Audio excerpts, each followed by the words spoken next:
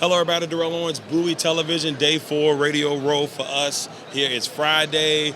It's starting to wind down a little bit. And with me today, I got offensive lineman from the Los Angeles Rams, Steve Avila. Avila. Avila, You did it again. Before we started, he said it like 4 times. I said it 4 times and still. It's okay, bro. But Avila. he was nice to me. He said, don't worry about it. I was like, it's destruction. But you know what? I ain't going to get wrong? Steve. Oh, that's There the we go. Yeah, so there we go. There we go. He's got So, it. Steve, look, man, glad to have you with us. First of all, I just want to, get your sense of how the season went this year. Obviously, there were some times where you saw this Rams team, and it was like, whoa, look how, things were looking really good at times. You had some little rough moments, but then you made that stretch towards the end. Tough playoff exit. But what were your thoughts on the season overall? I feel like it was a success. I mean, obviously, we didn't come out with it, but I feel like we crossed a lot of barriers that were there. We proved a lot of people wrong. A lot of people didn't expect us to be as good as we were. The first half of the season, I think we started out at like 3-6, and I don't even remember that even being no. But I swear the way the locker I don't room remember carried, 3-6. The way the locker room we carried ourselves, right? I didn't. It was just on to the next game, right? And I feel like that's why we had a good stretch towards the end. But a lot of development from the young guys, including myself. And, I'm looking forward to next year. Well, I spoke to your teammate yesterday. I spoke to Quentin Lake yesterday, and he gave me the same sentiments. He said, look. Yeah, I asked him, I said, what do you face? The young guys. He said the young guys stepped up big time.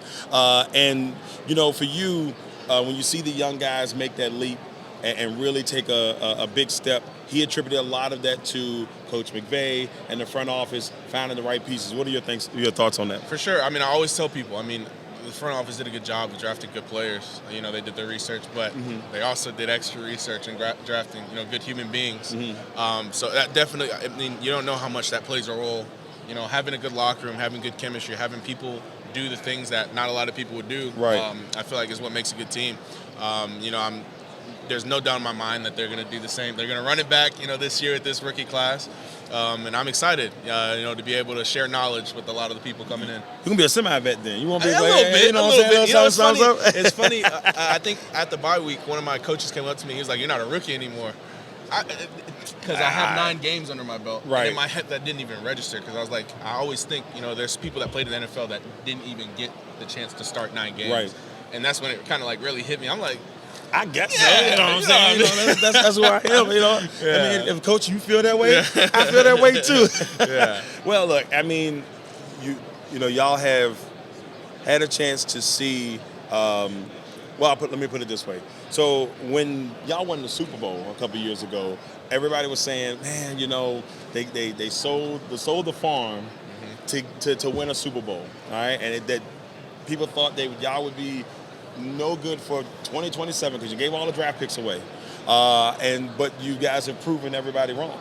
And so in a tough division like the NFC West, where you see the Seahawks always being in the mix, Arizona's not too far away. You got Kyler Murray, and obviously San Francisco being in the Super Bowl. How tough is this division getting every year to you, and how important is it for the young guys to continue to grow? Man, I feel like it's fluctuated, over the years. I remember, the Cardinals had when Larry Fitzgerald and all them were there. And that's just something you see, coming from this team. I think it's honestly good for us to play, these teams like this 2 times a year. You get to see familiar faces, but you also get to better yourself. You get to fix what you did the last game. And for a young guy, it's always tough to win twice against teams.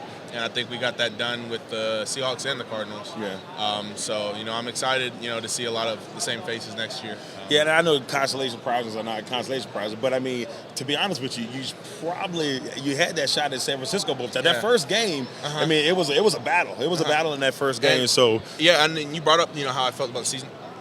Dude, it's a game of inches. Yeah. And we came so close so many times. The only game that I felt like we obviously lost was the Cowboys. Right. We got that was out of control. But every one of those games, it came down to a play or a couple something of plays. Small. So that's why we had a lot of we were encouraged by that. You know what I mean? It's hey, we were this close to winning a game. Yeah. And I feel like that's why we had that long stint at the end of the season. Now y'all did lose a couple of key pieces coaching wise. Coach Morris is heading to Atlanta to be head coach, and I believe Coach Robinson is also heading to Atlanta on the offensive side. Correct? So how important, or I guess in your opinion, how does it hurt to see those guys go? I know you're happy for them, but does it hurt to see them go? And you think that the next coach will be ready to step to up? an extent, yes, but like this one of the best rooms I've ever been part of. Awesome. Like just it's the environment that they created, and I feel like that all comes off of the head coach. The energy that the head coach has just comes down to the assistant coaches. But I'm happy for all of them. You know, they get the opportunity, to go. To make that leap. All of them were a step up, in some Right. way. So the new coaches that are coming in and the ones that we've gotten, I mean, I know that it's going to be a lot of the same stuff. So McVay, does his magic, you still got Coach McVay. Yeah. You, Oh, yeah. You know what I'm saying? Sure. You still got Matt Stafford. You still got Donald. You still got a good nucleus there in LA. Now, let's talk about the game. I mean, obviously, I know you would rather be in this position, but we got the San Francisco 49ers and we got the Kansas City Chiefs. Where are you going in this game? And I know some people like to give predictions, but what are you feeling in this game? And, if you don't want to.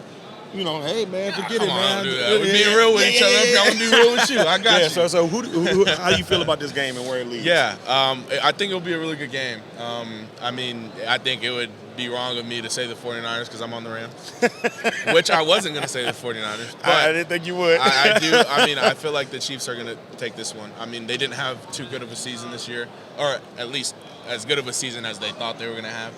But, as you saw with the Baltimore game, they always show up when it's time to show up. They had a really good game there, and I don't know, hopefully they can carry that into this game.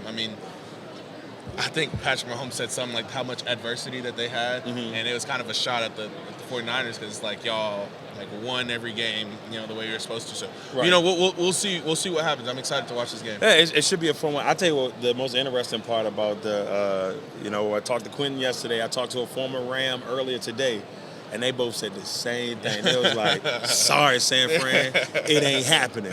Yeah. So you're hearing that here now. Before we go, Steve, like I said, man, really appreciate you. We got the Bowie Bowl. Oh, inside the Bowie Bowl is a fun question. Oh my gosh, I'm scared now. No. It's a fun question. Nothing scandalous. We promise. Let's see. We have you pick one, read the question, and give us an answer. If you could have dinner with one person, who would it be? I'm sorry, A$AP Rocky. But Rihanna is going to have a great dinner with me, and we're going to have a lot of great conversations. So that's what's going to happen. I love it. Yeah. Rihanna, you heard it. My man may be a year too late because she was here last year. So, maybe a year too late. But, shooters going to shoot. Yeah, that's funny, man. Steve, man, it's been a pleasure, man. Thank you for coming on, man. Appreciate you. All right, everybody. Darrell Owens, Bowie Television. Last question. What's my last name? Steve what? Avila. Close. Avila. Come on, Steve. I'm going to get there. You know what's funny, Steve? I was sitting here studying in my head. I'm like, you going to mess it up again, Darrell. You going to mess it up again. It's all good, man. Thanks for having me, man. No, Steve, it was a pleasure, brother. I appreciate Once again, everybody, we'll see you later. Dude, I was going to destroy.